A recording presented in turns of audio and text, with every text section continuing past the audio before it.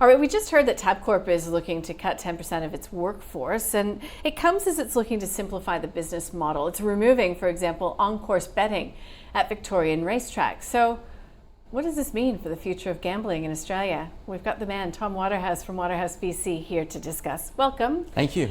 Really good to have you here. So how significant is this, the moves that Tabcorp is making in general?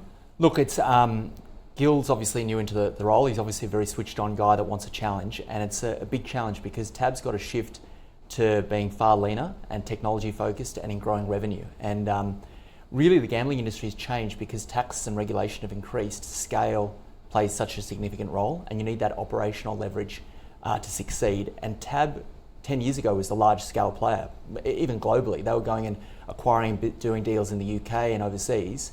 Now you've got these global giants like Flutter that owns Sportsbet, Entain that owns Ladbrokes. In many ways they're subscale, they're Australian inward focused. And Gil's got a big challenge. He's got to make sure that he cuts costs out, frees up the P&L to invest in tech and hopefully revenue growth. So it's a big challenge ahead. And I guess these headwinds are why as a fund, Waterhouse VC, we don't invest in operators. So we don't invest in B2C, we only invest in the supply chain, the suppliers to these operators like Tabcorp and Sportsbet and so on, because there's real headwinds and scale and really the biggest survive and succeed because they need that scale to put that money back in to improving the customer experience and accelerating ahead. So just flesh that out a little bit. So what you're saying for those watching is you're not investing in Tabcorp, you're not investing in Bluebet, you're investing in what exactly? So since we've started the fund 5.5 years ago, we only invest in the supply side of the industry. So it might be a data feed business like a racing and sports that supplies racing data, or a bet makers that supplies racing data. It could be a business that supplies sports data like Sports Radar or Genius Sports. It could be a mobile app development company, a platform business. So if you want to do NadineBet.com, you just go and buy an off-the-shelf platform. White label it? Label it, yeah. So those tech suppliers, they take a percentage of the GGR, the gross gaming revenue, and they're geographically diversified and they don't have the same exposure to tax, regulation and so on. And so we're focused on that, and we believe it's much harder to understand those suppliers than an operator, because in an operator you have the same lines of the P&L. And if you can get your head around those lines of the P&L, you go, well, actually that company should be valued at 8 times or 12 times or 15 times earnings. It's much harder to understand a supplier that's got 1 or 2 contracts, because really you have to make an assessment, can they get 30 contracts? And that's where we feel we've got a big edge. Mm-hmm. And so when you're talking about these funds, they would primarily be international, correct? In terms of the companies we look at? Yeah. Yeah, so we spend, our team and myself, we go all around the world to Brazil and New York, and the team's just been in Cyprus, in Portugal, everywhere there's a gaming conference, and we basically speed date for 3 or 4 days and meet every business we can and just trying to understand, have they got a unique piece of technology that has scale and the ability to go into new markets like Brazil's just opened up, or into Australia or the UK and so on. But how do you, you must be doing a lot of research about just the fundamentals of these countries and the approaches to gambling, because even if you look at the US, yep. It's just so diverse in how each of the states is approaching gambling. Right.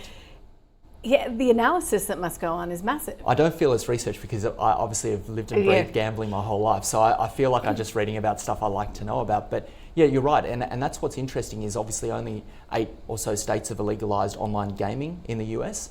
There's 40 or so states that have got online sports betting. So what are the products that those 30 or so states that don't have gaming, what are they looking for? Are they looking for a filler product like racing, esports?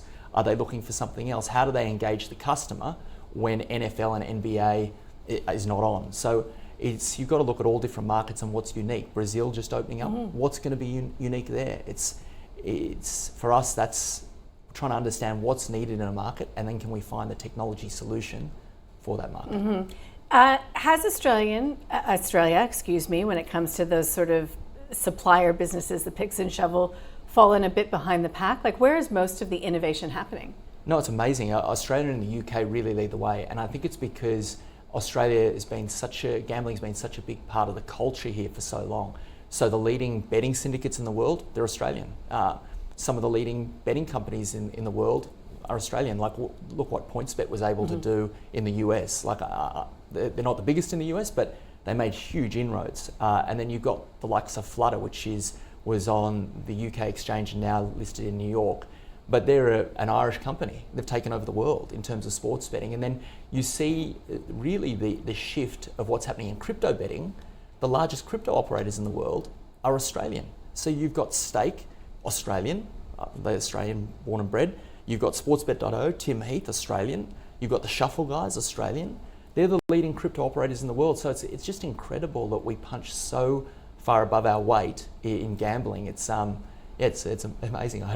I'm definitely proud of it. I don't know if all Australians are. Yeah. Well, ESG guys are probably tuning out right now, but that's okay. So when you think about 2025, you think that the opportunities are going to keep flowing. The market is going to continue to grow. The technology will continue to evolve. Yeah, look, you've seen, especially with the US opening up, there is a significant shift to countries opening up.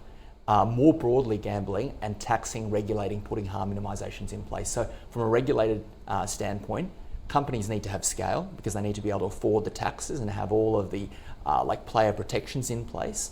And countries are finding that. They go, look, we can tax these gambling companies, we can put in those protection measures and we get the revenue. And so I think it's going to be very exciting. More and more countries will open up, and that's great for suppliers. Well, Tom, you put Flutter on my radar first time years ago, I think. Yep. I mean, they've done an amazing job. Ago. Peter Jackson is switched on, and his team here, all over the world. They've got significant scale and doing a great job.